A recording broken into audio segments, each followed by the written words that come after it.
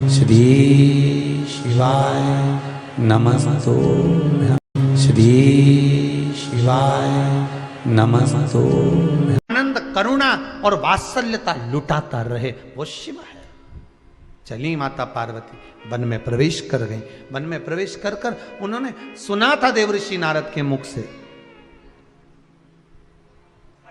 पूर्व का भी भान था, ज्ञान था। बालू रेत का शिवलिंग बनाया।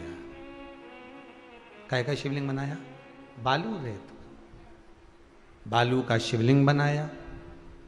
हरतालिका तीज की पूजन करने वाले को चाहिए कि बालू का, मिट्टी का शिवलिंग बनाना चाहिए।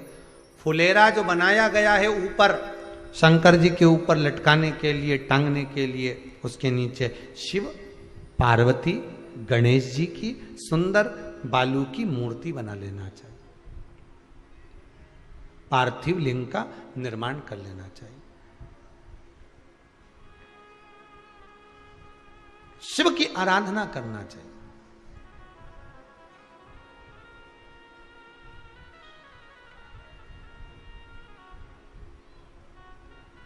जो फल आपके पास में हो, शंकर को समर्पित करना चाहिए, पूजन करना चाहिए, आराधना करो। सबसे पहली पूजन हरतालिका तीज की प्रदोष काल के अंतर्गत हो जाना चाहिए। शाम के समय पर प्रयास करा करो, प्रदोष काल के समय पर पहली पूजन हो जाए तो ज़्यादा अच्छा। पर लोगों की आदत रहती है कि 8 बजे तक, 8:30 बजे तक, 9 बजे तक पहली पूजन करें, फिर दूसरी आराम से, फिर तीसरी, फिर आराम से, फिर चौथी। तो ऐसा सब अपने अपने हिसाब से। पर शास्त्र रीति कहती है कि प्रदोष का जो समय होता है, प्रदोष काल जो होता है, शाम का जो समय होता है, उस समय पर हरतालिका तीज की पहली पूजन हो, जिससे आपका स्मरण चित्त शंकर भगवान में उस घड़ी, उस पल, उस क्षण में आप शिव के हो जाएं और शंकर आपका हो जाए। हाँ, अगर किसी के आने में देरी हो,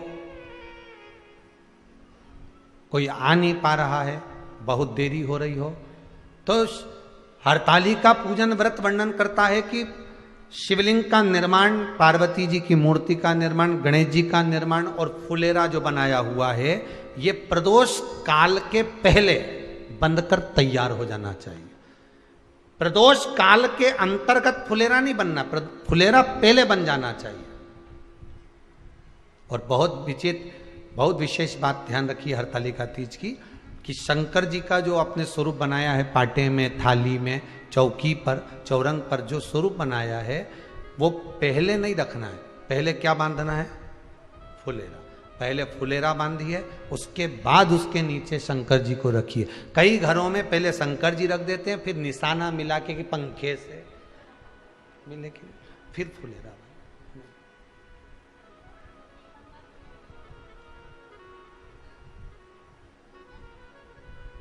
हरतालिका तीज व्रत का वर्णन स्वयं शंकर भगवान ने भी पार्वती को इस कथा को सुनाया है। आप जब हरतालिका तीज की कथा सुनेंगे, पढ़ेंगे, आपके घर में अगर किताब होगी तो उसमें आप स्मरण करेंगे, तो उसमें भी वर्णन आता है कि शिव से पार्वती जी पूछ रही हैं कि मैं आपको बार बार प्राप्त हुई हूं और आप मुझे बार बार प्राप्त हुए, ऐसा कौन सा व्रत है जिसके बल पर आप मुझे मिल रहे हो? तो शंकर भगवान कहते हैं वो है हरतालिका व्रत। हस्त नक्षत्र में जो तृतीया पड़ी है भादो के शुक्ल पक्ष, वो उसके फल से मैं मिला। अब जो हरतालिका तीज का पूजन करते हैं तो उनके लिए हो गया। अब दूसरे के लिए भी सुन ले।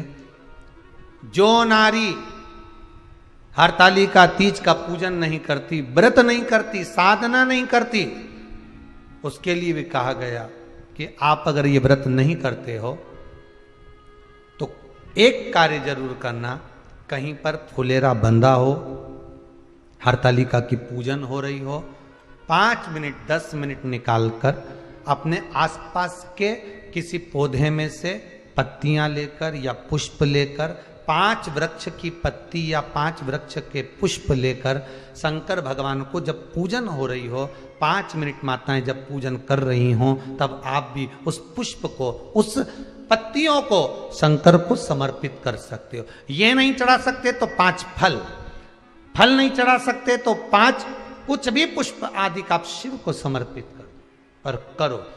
अब कई लोग कहते हैं हम व्रत नहीं रखते तो भी चढ़ा सकते, बिल्कुल